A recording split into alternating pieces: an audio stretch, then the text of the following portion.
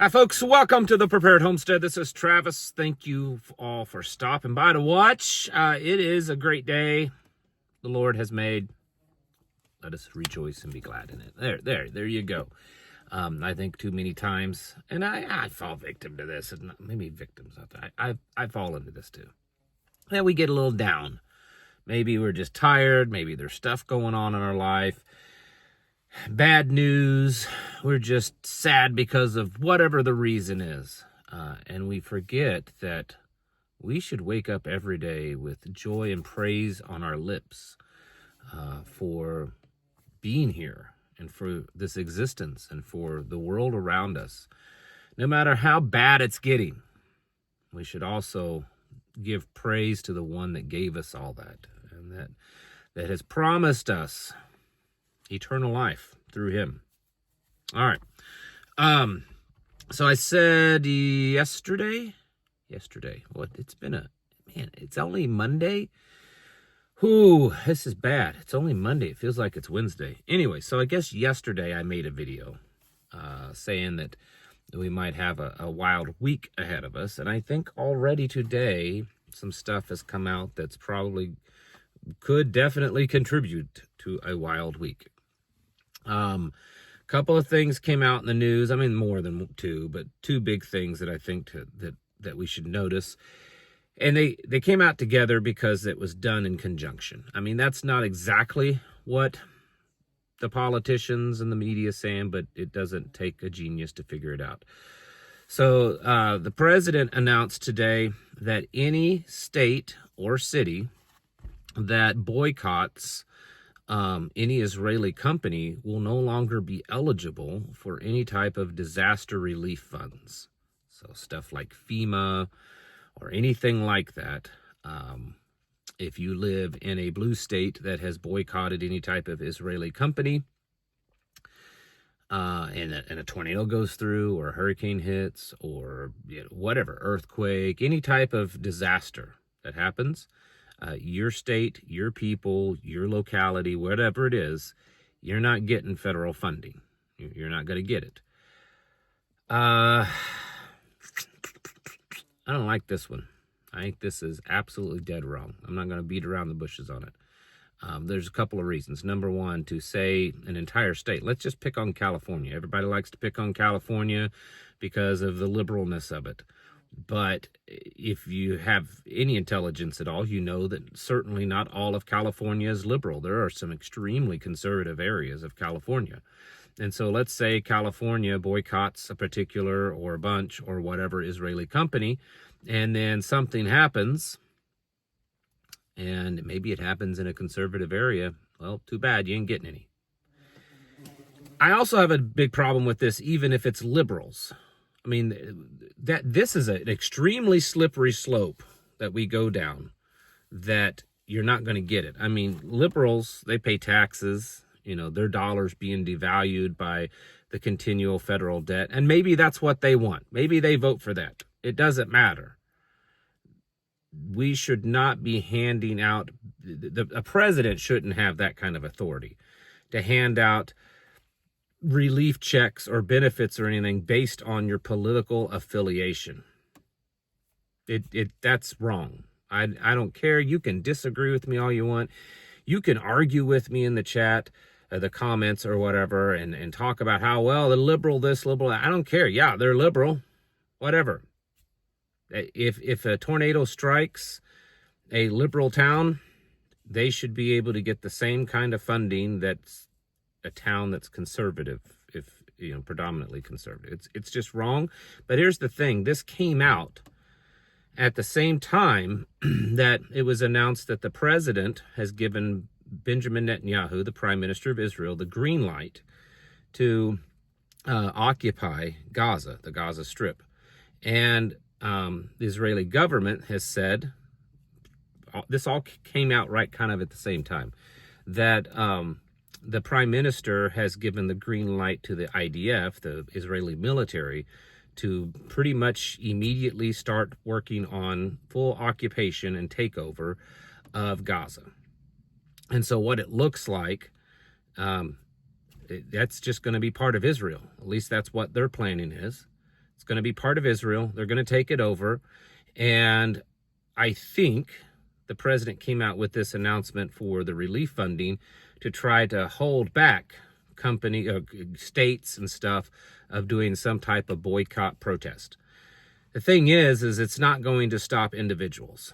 Regardless of where you stand in the whole Israel-Gaza thing, there are a lot of Americans, and they're not all just far left. There's becoming a growing amount of conservatives that are against Israel on this. In fact, just last week, it was reported that Donald Trump was talking to a major Jewish donor, saying that his base is becoming very anti-Semitic.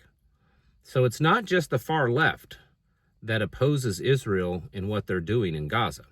And so it is very possible, very likely, because already people are just upset. There's been violence in American streets, things that's been done. This could push some people over the edge. I think that we could probably see some protests, and they may become quite intense, because we're not talking just what that's been doing is horrific. The things that's been done, both sides in Israel and Gaza with Hamas. But now we're talking about Israeli troops going in, occupying, taking over, taking that land. At some point, you're going to see Jewish settlements. If they are able to follow through, you'll start seeing the Gaza Strip broken up into Jewish settlements, just like you're seeing in the West Bank. And so, I think we're going to start seeing some crazy stuff, some violence. And this, here's the thing. This is where I was saying yesterday, crazy stuff happening this week. If this starts to get some pretty negative international attention, which I think that it will here in America and around the world, it's very possible we will see something else happen to take attention away from that. Whether it's Iran, Russia, China, something. Could be Epstein, it could be Clinton, could be something. But it's going to have to be something big and probably more international to take the attention away from it. Several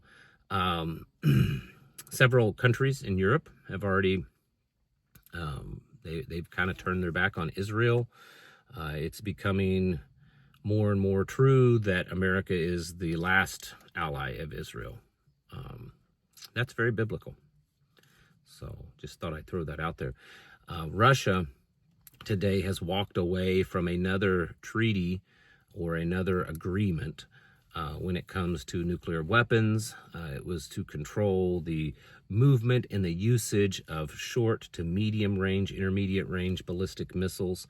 And so they said that they're done with that. They're no longer complying with that, which is setting the stage so that Putin can order the movement of those medium-range ballistic missiles into South America, close enough that they could strike the United States. So that's happening. Russia also said that the United States could not win a war against Russia, a nuclear war or otherwise. So things are tensing up. They're heating up. Russia and China are doing naval drills off the coast of Japan. Taiwan's over there yelling and screaming that, hey, China is about ready to invade us. They're about ready to blockade us and take over. There's a lot of stuff going on. We're moving nuclear submarines close to Russia, off their waters. There's a lot of things tensing up, heating up, folks. You should definitely be getting yourself ready. And I know I've said this in the past. I haven't said it in a while, but I've said it in the past. Getting some like potassium iodide type tablets, the stuff that you take for nuclear radiation exposure. Probably not a bad idea to pick you up a few bottles of that kind of stuff. Because things are getting there. Things are not going too well right now. And China and Russia has both made it very clear. They've stated, and India also, that they're not complying with any kind of Trump's demands on not buying Russian oil. India says they're going to continue doing it. The White House said an additional 50% tariff on Indian goods. And they've been accused now of basically buying Russian oil and turn around and reselling it on the market. And they probably are. And so there's a lot of stuff going on, and it's not too good. And I think that you should be preparing yourselves. And with this Israel-Gaza thing, the likelihood of violence in American streets increasing because of this kind of stuff, I think it's very good. Several of these things that's been in the news recently, certain types of acts of violence, there've been reports, some of them unconfirmed and unofficial, but reports that when these people are doing these acts of violence, they're yelling some kind of like free Palestine. So as this new complete total occupation of Gaza happens, and states and cities are being told you're not going to get any kind of disaster relief because you boycott an Israeli company. Yeah, it's going to happen. I mean, there's a lot of news today focused on Texas. A bunch of Democrats in Texas are trying to stop votes and gerrymandering, and they left the state. And now the governor of the state of Texas is saying he's going to arrest them. This is like a Texas thing, so don't get too crazy with that one. It's been done before, where Texas, they'll just part of the party, one side of the aisle will we'll just leave the state. I remember the last time it happened. It's not that unusual. But on the other thing is the U.S. House of Representatives. A bunch of them, they're on vacation, because we like giving them long vacations, and a bunch of the Republicans all went over to Israel. And there's reports that they had claimed that they were not going to leave the United States on their vacation. They were going home to work, but in fact, they went to Israel. So it's just, that's little stuff. That's little stuff that you're going to see in the news. But this other, I think, is pretty big. And I think we should be preparing ourselves. This week, I think, is going to be an interesting week. Like I said, Friday is the deadline for Russia to comply with the United States, and I do not think they're going to do that at all. They've already said they're not going to do that. And so it'll be interesting to see what changes after that. Will Trump back down and give another so many days, weeks notice, or will he stick to his guns on this one? Because he's also got pressure from NATO and from Ukraine to stick to his guns on this one. So we'll see what happens. But get ready. Be stocking up. Be keeping your head on a swivel. Your situational awareness should be at a pretty high level right now. And get your houses in order, folks. Prepare yourselves mentally, physically, and spiritually. Thanks for watching. Catch you in the next video.